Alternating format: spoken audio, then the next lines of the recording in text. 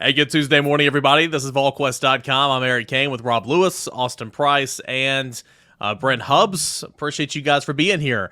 It's presented by Exterior Home Solutions, Tuesday and Thursday, the Volquest podcast. If you need roofing, siding, windows, a garage, contact Exterior Home Solutions today. They have been local and trusted since 1999. And up until October the 1st, you can win a free roof from Exterior Home Solutions by nominating a deserving family. That's at exteriorhomesolutions.com/makeover. So great people over there, big UT fans. Give them a call for a free estimate at 865-524-5888 or visit them online at exteriorhomesolutions.com. All right, so Tennessee played on Saturday, 1-0, a 49-13 win over Virginia. Now kind of transitioning into the new week. Brent Hubbs is going to be the home opener. Not a whole lot of juice to this game, if you will. Austin Peay. Tennessee should win by 40-plus, realistically. But still moving on, trying to improve from one week to the next, and that's kind of the focus here on Monday and Tuesday of this week. Well, there's plenty of things to clean up from week 1 to week 2. That's not coach speak. That's reality. There were some things missed offensively, and they've got to get back into a better rhythm in the first half. And, you don't carry over last year to this year necessarily, but you look at the last two first halves this offense has played. They've got 9 punts on 15 possessions and a turnover on downs in 15 possessions in the first half of the last 2 games. So they got to get their first half rhythm and their first half mojo going, get off to a better start. They got off to a great start, just didn't back it up on drives 2 and 3. But for me, this is all about some individual improvement this week, and this is all about young guys. And what do the young guys do? I mean, for a guy like Davin Hobbs, right? I mean, got his feet wet last week, probably got knocked around a little bit, got settled in, made a few plays. Where is he at in week 2? Where's Arian Carter at in week 2? Cam Seldon, does he get more opportunities? And we can go way on down the list with a bunch of guys. But I think this is an important week to take care of your business early and then really, really figure out kind of where you are with your roster, who you think can really help you this year with some more development, who needs more time and more seasoning. All those types of things you're looking at this week if I'm Tennessee and Josh Heupel. Rob, I think it's one of those situations to where, and again, you never want to underlook an opponent, but it is what it is. It's Austin Peay. Yeah, Tennessee needs to, as Brent just said right there, get in, take care of your business, and showcase the opportunity for Nico to get a quarter and a half, maybe the whole second half with the first-team offensive line blocking for him for a series. A chance to get a lot of tape and a chance to kind of work and sharpen some fundamentally things on special teams because we all know what's happening the week after next that's down in the swamp. Yeah, and I think it's also big for, some of the transfers. I mean, guys who maybe have played some football other places but are still, getting acclimated here with Dante Thornton at the top of that list. I think all of us, I'm not saying we expected, a 200-yard receiving day, but I think all of us expected to see him, do something dynamic, and, that didn't really happen in week 1. I'd be surprised if he doesn't, isn't a bigger factor going forward. And, just as much as they're shuffling on the offensive line right now, I think anytime you can get real live game reps, with different combinations and, kind of look at some things and try to find some continuity up front, I think that could be real beneficial this week, even if it is kind of a glorified scrimmage. Austin, you're not going to score every single possession. And we kind of talked about on the Rocky Top Rewind a couple days ago. We're spoiled with this offense, covering it, supporting this team. If you're a fan, whatever, you expect to score on every single drive, but the reality is you're not going to. But what you don't want to happen is for you to score on your opening drive and then go 5 drives or 4 drives of not scoring before you sniff the red zone again. And maybe that's something that Tennessee can find, work on from week 1 to week 2, find a little bit more consistency early on in that football game. Yeah, I mean, you look around college football. I mean, Georgia scores in the 40s. Alabama scores just barely in the 50s. Michigan scores in the 30s. Ohio State scores in the 20s. It's first week. Everybody's a little rusty. Everybody's knocking the rust off.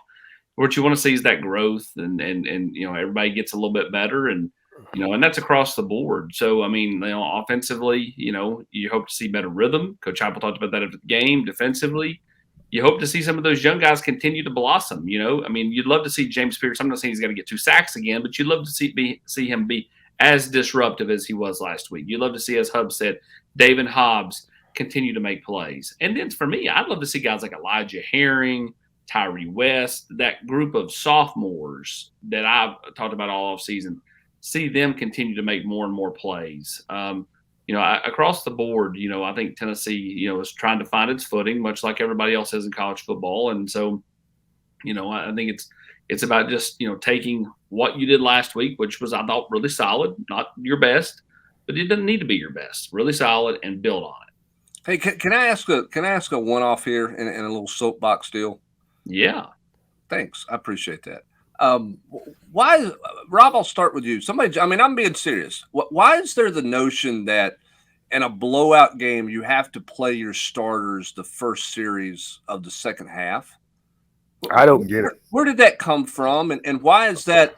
Why is this notion that they've got to figure out how to come out of the locker room with the right mindset or whatever it is in the second half when you're in a game that you don't think you have no chance to win? I don't know what Oklahoma did, and I'm not saying this, Rob, to give you an opportunity to talk about okay, so that's not where I'm going here. But feel free, Rob. Feel free.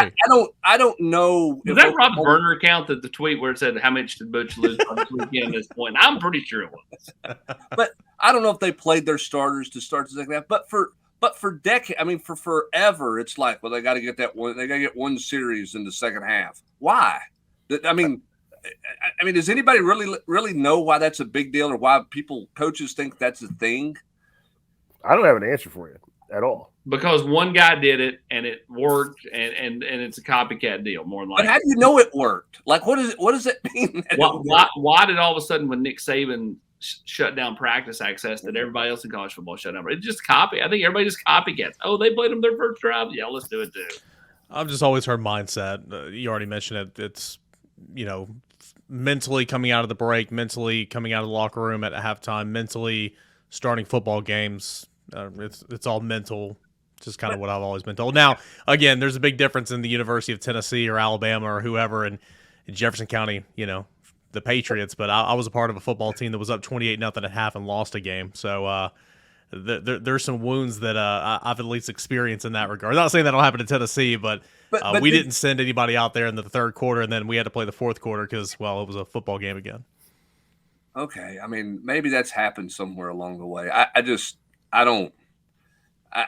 always been kind of puzzled by that mindset. And it came to mind when you talked about Nico, how much playing time would Nico potentially get this week and that week. And I think Joe Milton can use reps. I don't think there's ever enough reps for Joe Milton, but I think Nico needs the reps more. So what you don't want, Brent, you don't want another Cedric Tillman against Akron, right? Yeah, no, you don't want to get anybody hurt. Yeah. Don't take a chance to, don't worry about whether you got 500 yards of offense or 498 yards of offense or 598 instead of 600. The stat stuff in this deal doesn't matter. You got to think big picture here. And I think big picture is you got to get Nico as many reps as you can get. I'm not saying Joe can't get better, and I'm not saying Joe is what Joe is, but Joe's also played 4 years of college football. And he's been in this offense 3 years. I think reps for Nico are more important. So I would get the first opportunity when I felt like I could get Nico reps, whether that was second quarter, opening the second half, whenever that was, I would get him on the field and let him play the game of football and let it. And don't play him 2 series, 3 series, and put in Gaston Moore and go there. Let Nico play to get him as seasoned and as comfortable with the speed of the game in this offense and the tempo that you play with as you can get, because you just don't know, right? See, I agree with you. And here's what I'm going to take that a step further, and I think you're going to agree with me. I think it's important to let Nico play with Dante Thornton, with Brew McCoy, with if you could get a 35 or 42-0 lead halfway through the second quarter, put him in there in the back part of the second quarter with some of your real guys and let him actually throw to your starters or your at least your guys that are your first in off the bench. Like sometimes he's in on there and it's like third and fourth stringers, and it's like that's fine, but I think it's important to get him work with those guys that matter. If something happened to Joe and he couldn't play for a series or a game or whatever, you'd love to have Nico have as much rapport with some of those older guys as you can, and I think that starts with doing that in the back half of the second quarter. See, now you're just trying to stir up a quarterback controversy. No, not at all. I agree, Hubbard. There. I mean, but no, I'm not at all. I just think that I know you're not, but that's the side No, narrative. I get it. I mean, there's already threads on the general's quarters and all that. I mean, I get there's nothing you can do about that. Fans are fans. Like, I mean, fans love He got the loudest ovation Saturday in Nissan Stadium. Threw an incompletion hubs and they started chanting Nico like it was a movie. I mean, we were in the press box and it was loud. I mean, can you imagine what it was? And because it's enclosed, I mean, I can only imagine what it was like out in the stands. I mean, so I mean, I get it. I mean, but I do get he needs real work with real guys, not just work with the third and fourth stringers. I know I get your point, and I understand, and then that's my point. Is like get those guys in there as much as you can get those guys in there, and I'm good with mixing and matching. Eric, I thought they did a decent job on Saturday of mixing on defense, mixing and matching some young guys with some veterans. Right? You got Herring in there, and you've got Beasley in there. You got Arian Carter in there, and you've got I mean, you mixed and matched some guys. You played young corners in star position and veteran safeties, and you played one veteran safety on the field and played a young safety in the Brooks kid early in the first half. I thought they did a pretty nice job of mixing that in instead of just saying, "Hey, let's wait till we have the big lead, and we're just going to wholesale change and." Whatever happens. I liked what they did on defense and the way that they mixed and matched that. I'd be curious to see if they do it earlier in this game and if they do some of that on offense this week as well. And I was going to say, say you have a huge lead, which you better by the halftime break. Coming out of halftime, quote unquote, the first group can go, but there are some guys that you can mix and match it. Like Joe Milton does not need to step foot on the football field in the second half. Like that just shouldn't happen. He probably will, but that just shouldn't happen. But say you have a Dane Davis at center with Nico, take Javonte Spraggins out, but play, Jackson Lampley and Addison Nichols or whoever, and then keep Gerald Mincy in there. Maybe keep Crawford on the other side. Just kind of mix and match some of those, but get some of your key guys like McCoy and Keaton out of there. Put Nimrod and Webb out there, so it can be your quote unquote first team offense, but you're kind of mixing and matching. That's how I would handle it because, again, Cedric Tillman gets hurt against Akron, and I believe it was the second half last year. I can't remember, but that's just what you don't want to have. It worked out well for Tennessee because Ramel Keaton stepped up in a big way, but if you would have told us heading into that game, that Akron game, that Cedric Tillman was going to get hurt and he'll play 4 more games the rest of the year, you'd think it's a disaster. Yeah, I mean, I think you have to be really cautious of that, and you have to be mindful. You can't play scared, Rob, right? You can't play in fear of injury the whole time. I'm not a believer in that, but you also don't need to be goofy about it too. Like when it's over and you get a guy out for good reason. One, you want to protect those guys, and B, it's an opportunity for young guys to get more experience and to get more quality reps because as Tim Banks said on Vol Calls Wednesday night, you don't want their first time being their first time, in a critical situation. So as much as you can get them, I think you get them. I'll be curious to see, Rob, I want to get your take on this. All this mixing and matching on the offensive line.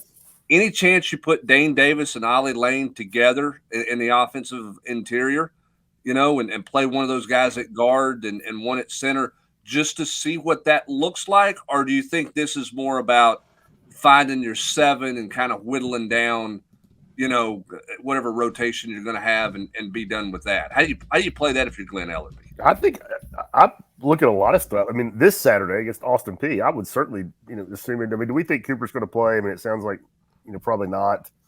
I would guess. I mean, Heupel didn't even get asked about it on Monday. So I would certainly play Ollie and Dane there at the same time and look, just to see what you've got. No pressure situation in this game. And I thought, I didn't study every single rep minutely, but noticing when Dane was in there, I thought he did a decent job at center. I didn't notice any awful bust. So I would look at a lot of stuff. I would think they at least they play 8 guys. I mean, like really, like seriously, when the game was not necessarily in doubt, but 8 guys got legit reps before they just wholesale subbed. I'd say they play those same guys at least as much again, and specifically, yeah, I could see them playing Ollie and Davis together. Josh Heupel was asked about that Monday, about the performance of the offensive line with the rotation, and then specifically the center position with Ollie Lane and Dane Davis coming over snapping the football, whereas he hadn't done that First time he ever did that was just a couple weeks ago when Cooper went down. Here's what Josh Heupel said about all that and the offensive line for Monday. For the moving parts that we had, the different guys that played at center, the communication, getting all 5 guys on the same page as far as where our targets were that can be in the run game and in the pass protections, they did a really solid job. There's some things that all 5 and really all the guys that played, you know, I mean, you're looking at 8 guys that played a ton of snaps. I think maybe 13 that played during the course of the ball game. There's a lot of things that they got to clean up too, which is anticipated as you go from week 1 to week 2. But all in all, a really solid performance by those guys. Ali, smart, cares about this program, cares about his teammates. He's a great teammate, and you know, this offseason continued to change his body. I thought he had his best offseason. That's why I think he's playing his best football right now since we've been here. And he's smart, you know, moving from guard to center. It's different, yeah, but he's gotten consistent reps at the center position throughout our tenure here. He's done a really nice job. And Dane didn't take reps there until Coop went down. Just as we looked at things, it felt like he had an opportunity. We didn't know if he'd handle it well, you know, how he would respond in there. He's really smart. He can communicate at a really high level. We knew that from his time at tackle. It's been really pretty seamless for him in the middle of it. He's done a great job and really natural there. And Brent, that goes back to kind of rotating with a purpose maybe this week. Could we see for an extended, you know, drive 2-3 straight with Dane Davis at center and Ollie Lane at guard? You know, we'll see, but I think that's something that potentially they could tool around with. Yeah, I mean, I'll be curious to see if they do that or not. I mean, Tennessee played 85 snaps. They had 85 offensive snaps in the game on Saturday. Spraggins played 74. Carrick played 60, Campbell 59, Crawford 57, Ollie Lane played 48, Mincy played 39, and Dane Davis played 27, and Jackson Lampley came in at 22. It's a lot of snaps for Spraggins. I didn't realize he played that many. I would get him some rest for sure. And again, I think that this is kind of your final time to mix and match, right? I mean, you better sort of know what your rotation is and kind of where you're at. I think you better take full advantage of it this week. That's my view on the offensive line, AP. Yeah, I mean, I agree. I mean, I do think there's a little bit of wiggle room going forward, but you really kind of need to know where you're at heading to Gainesville next week. And, you know, I'm with you. I would get Spraggins off the field. I think that he's very important to what you do. Get him off there fairly quick, and then, you know, I think mix and match the rest of those guys. See, you know, do you do the combination you're talking about? Does Mincy get more run at right tackle this week, you know, than he got last week? And he got an adequate amount. So, you know, I guess, you know, for me, it's just kind of continue to, I guess, you know, tinker with it a little bit and see what you can do to find your best 5. Because I think that's the most important thing. Because next week you go on probably as a double-digit favorite, and, you know, you're going to need to, you know, have your best. You've not won dinner in 20 years. I don't care how, you know, bad they're perceived to be. There will be they'll be having a chip on their shoulder because it's a must-win for the Gators. For you guys, what were you more impressed with on the offensive line? Maybe surprised, impressed, whatever. Campbell. Was it the play of the center and left guard, or was it what Tennessee got done at the tackle positions? Because, I mean, listen, we've talked ad nauseum for 6 months about the questions that they've had there. What were you more impressed with? Was it the play of Campbell, Mincy, and Crawford, or was it the combination of life without Cooper Mays, who I said put him in bubble wrap, you can't live without him, you know, playing without Cooper in the middle, and then playing with a new left guard? Which one surprised you or impressed you more? For me, it was the interior. And a lot of that has to do, and we've said this, and I understand flipping from one side to the other is not super easy, but I mean, we've seen these guys play, Mincy and Campbell. We at least know what they can do, and everything we heard throughout fall camp and spring, it's like left tackle, we're good. Left tackle, we're good. You know, John Campbell still had to learn and everything, but it was like, you know, John Campbell's not a question mark. So for me, it was the interior, and it was one game, and I recognize Virginia's not, you know, overly great, but it looked like the tempo was good.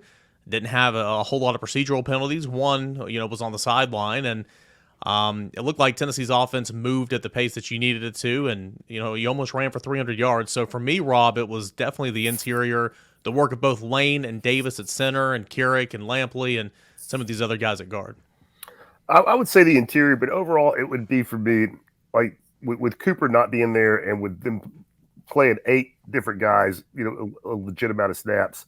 It was the continuity and the way they consistently got push and had 0 bust. And I thought the most telling stat for the offensive line.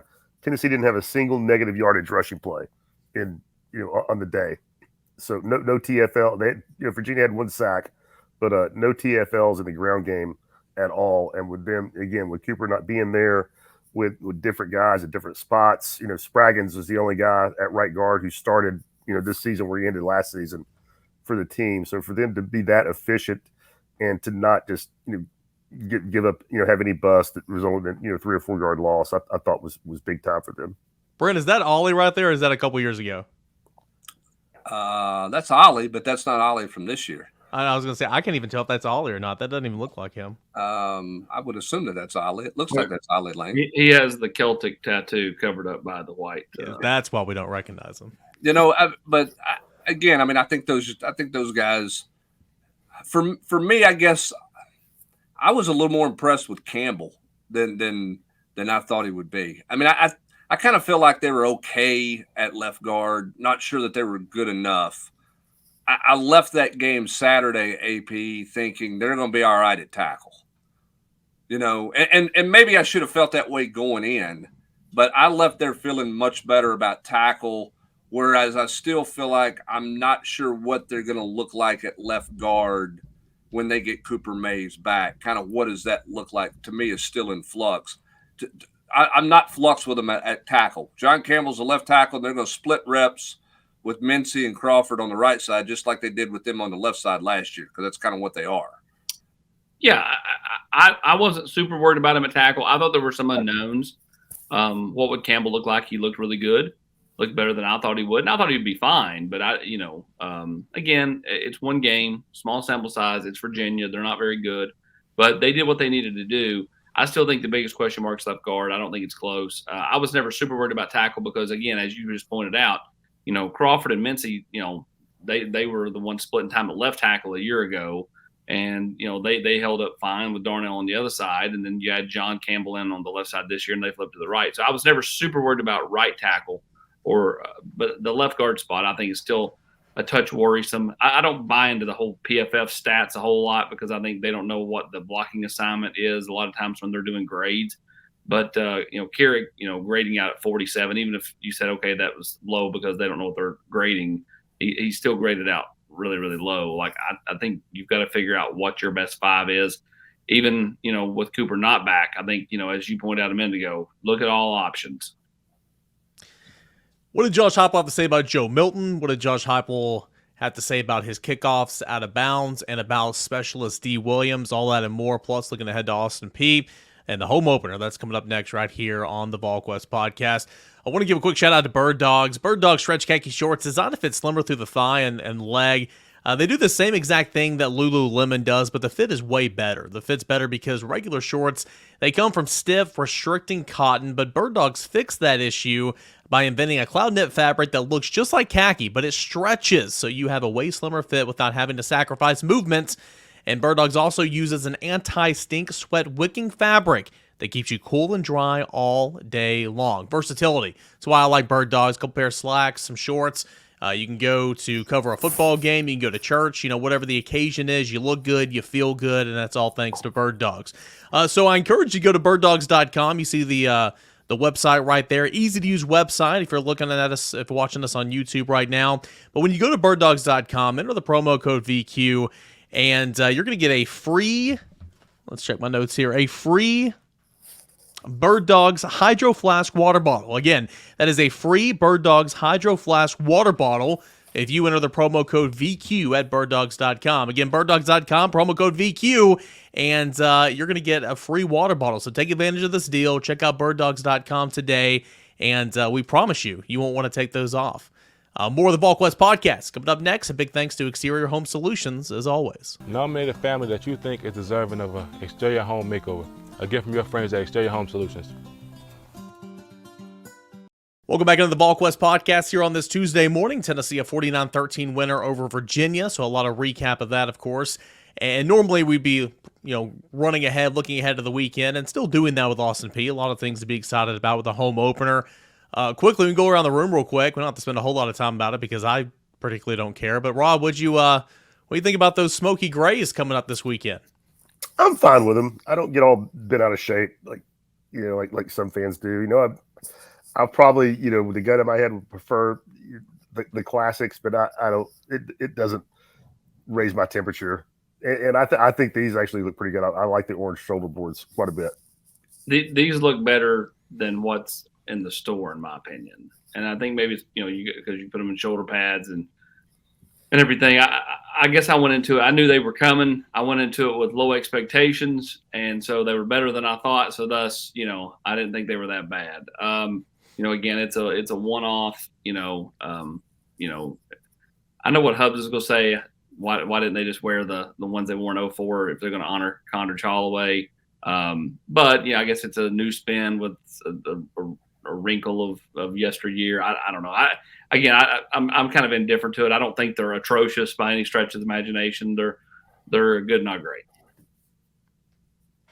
Yeah, Condridge Holloway, 51 years anniversary, of course, of being the first quarterback in the SEC, black quarterback in the SEC. So that's paying homage to him. With some throwback alternates for the Smoky Grays.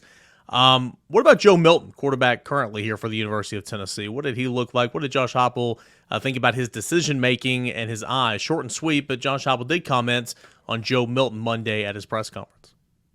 Joe, I thought it during the course of the ball game on the video too. I thought his decision-making, where his eyes were at, was really solid throughout the course of the football game.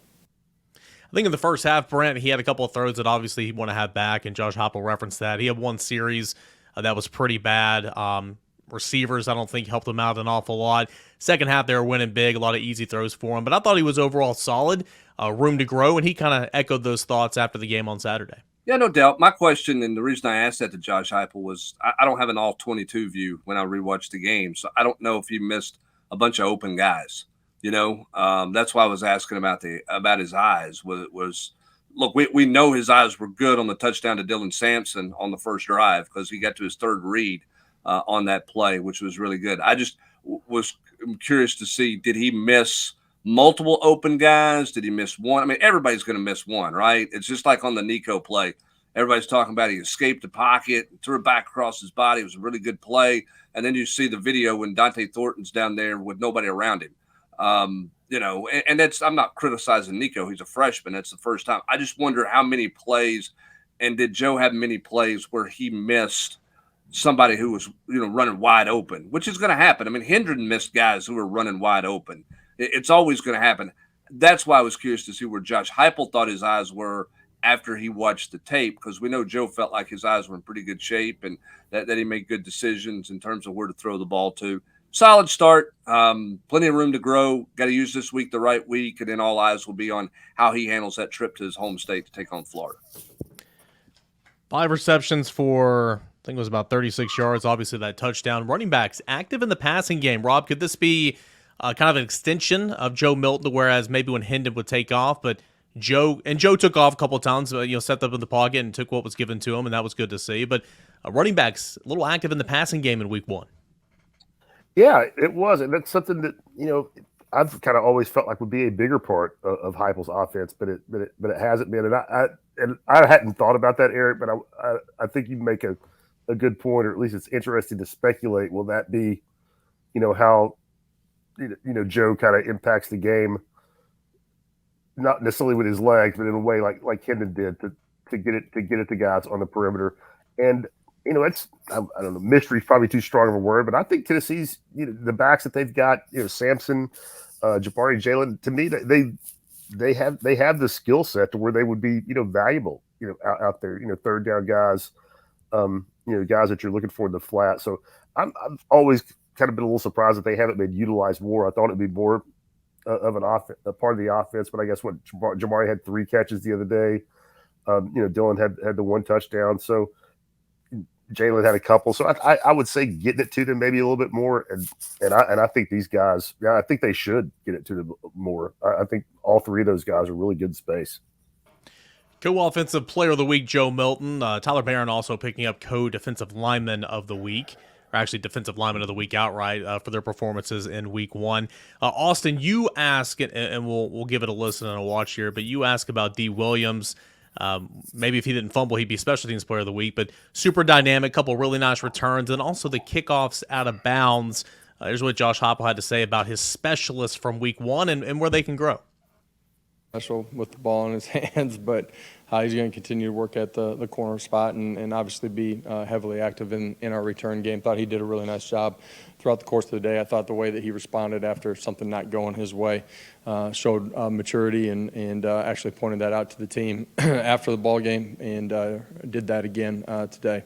The kickoff out of bounds, just fundamentally just a little bit off, and that's why you end up, hooking in a little bit. It's kind of like your golf shot. Do you ever retort because the GQ thinks that you guys hate each other? No, they don't. I don't ever retort. There's no reason to retort. He's getting me back for me asking him Friday night at the Brentwood Academy game when he was watching George McIntyre, who was designated to fake injuries on extra points this year. But more importantly, though, I mean, the special teams, and we've talked about it all week long so far, Brent, that's got to get cleaned up, whether it was designed or whether it just, the wind got it, whether he didn't hit it well, can't kick the ball out of bounds. We talked about Jackson Ross. You can't punt the ball 17 yards in the swamp. That third phase of the game has got to be utilized when you are a dog. Tennessee won't be a dog, but when you're on the road and it's loud and it's a place you haven't won since 2003. So, more than anything, one of the big things I'm looking for this weekend when it's Tennessee versus Tennessee, I mean, can you have a clean kicking game? Because you're going to need it in Florida. Well, and I'm not worried about Josh Tuberville, okay? I mean, Yeah. Look, he kicked his first one into the end zone for a touchback. So he goes out four touchbacks, I believe. Yeah. He goes out to kick his next one, and what does he do? He tries to hit a 300-yard drive instead of hitting one in the fairway. He just overcooked it, and I think the one to start the second half, he did the same thing, just trying to see if he could kick it into the stands. He's got plenty of leg. All you need to know is if you rewatch the last kick, is he looked like he was hitting just a nice little knockdown, and it ended up, 7-8 yards into the end zone. Okay, he doesn't have to. He's got plenty of leg. My bigger concern is how's Jackson Ross going to handle a hostile crowd, but because, and I'm not picking on Jackson Ross, but the head coach noted afterwards, well, it's first time, your nerves, and I'm sure his nerves were Foreign country, for all this. I mean, I get all that, but. And he's been on the road. He's traveled. He's seen. He's been in in venues and warmed up. It's different when there's 11 guys coming your way and you got to get the job done. And that's my bigger concern. Do I think he's a disaster? No. Do I think he can't do it? I absolutely think he can do the job. But kickers are unique brands, right? I mean, we saw David Leverton drop a snap at UCLA, and it took him a year to recover from it. And I'm not saying Jackson Ross has that kind of issue, but my point being, you want to make sure, to your point, Eric, this week is clean. He goes into Gainesville, he goes into Florida week feeling good about where it is and not going into that week with back-to-back weeks where he's not punted the ball well and his nerves have got the better of him or whatever the case may be. He needs a little mojo, in my opinion, coming out of Neyland Stadium on Saturday to get ready to go kick on the road. Much more worried about that one than I am the kickoff guy. I'm not too familiar with rugby style punts and all that, and I don't really think any of us are either. But Austin, even some of his better kicks, I mean, there's no hang time whatsoever. And I know you're going to give up some hang time because you're running around doing that, but it's almost like, man, your coverage unit might not get down there as quick one time. You like a little bit more hang time. Well, I think ultimately, you go back to the last one he kicked. I thought that was his best of the day. There was another one where he tried to pooch it inside the 5, and it was close. Tennessee was barely standing on the line. I thought the left footer one that he showed, which was strategic, was fine. He just had those two that were just woefully bad. And, you hope that you kind of figure all that out. But, I mean, you're not going to have as much hang time with the rugby style stuff. That's just kind of the nature of the beast, so to speak. And so, we'll see how much they, mess around with Saturday. Do they just let him do traditional punt some and then, rugby style some? I think some of that Saturday was by design to show a bunch of different looks. So let's see what it looks like this Saturday. Rob, anything else you are looking for in terms of improving from week 1 to week 2 and what is going to be this final dress rehearsal before conference play starts? Just, I mean, it's nitpicking, but just, sharper in the passing game. I mean, as Hubbard said, we don't have the all 22. We don't see everything, but I think there were a few times where, I think we all saw that, there were some open guys that got missed, and that's going to happen. I'm not meaning to be overly critical, but just cleaner in the passing game. And, we've gotten so used to seeing huge explosive, plays, and Keaton, they certainly had one if Keaton makes the catch, but, I think this offense needs that. I mean, I think they feed off of it. I mean, I think they get a lot of juice from it. So, I would imagine they'll drop some bombs on Austin Peay, but, for his own confidence and just, for the personal makeup of the offense, get back to hitting some of those 40, 50-yard pass plays in this one. In a big weekend to get recruits back on campus, Chris Cole is going to be visiting officially, but always a big opportunity when you can host guys to see what that game day atmosphere is. And we're going to have plenty of recruiting coverage over on the site this weekend, AP. Yep, lots of 25s and 26s coming to town, and, of course, the big one being Chris Cole. So I look for coverage heading into the weekend in the war. And I know none of us are fans, but for recruiting purposes, the 5 o'clock kickoff, probably a pretty good time slot. Yeah, I mean, it allows people to get to town. Spend some time. I mean, and the fact that it's a lesser opponent allows, BJ and some of the defense to really spend time with Chris Cole before this game, because he's in for such a short amount of time. He's literally going to get in the car as soon as the game's done Friday night and head down to Knoxville, not get much sleep, and then be here all day long, watch the game, spend time with the staff, and then Sunday morning get up and head back and announce his commitment. So can Tennessee ride the wave of that visit this weekend? And you're right. I think whether it's 25s and 26s or a guy like Chris Cole, the 5 o'clock start does help. And again, specifically a guy like Chris Cole, I think being able to know that you're going to win this game rather handily, you can spend some time with the particular recruit, which is Cole in this instance, for the staff, and I think that's big. We got the Ball with the Beast podcast coming up on Thursday, the Mailbag podcast on Thursday. We got Matt's mini recruiting pod, Trail Tidbits. There we go. I couldn't remember what it was called. That's coming up on Wednesday. Got a whole lot coming up. The Rocky Top Roundtable. It's game week, and nobody covers Tennessee football better in season or out of season than Volquest.com. Come join us on the General's Quarters. Stay tuned for all of our awesome content over at Volquest.com. Like this video on YouTube if you're watching. Help us get this in front of more and more Tennessee fans, and subscribe to the channel if you would be so kind. A big thank you to Exterior Home Solutions for being the presenting sponsor of this podcast. East Tennessee's first choice in roofing. Use the trusted and local source for exterior home renovations. That is Exterior Home Solution, 865-524-5888, and online, exteriorhomesolutions.com. For Brent Hubbs, Austin Price, and Rob Lewis, I'm Eric Kane. Thank you as always for joining us here on the Volquest Podcast.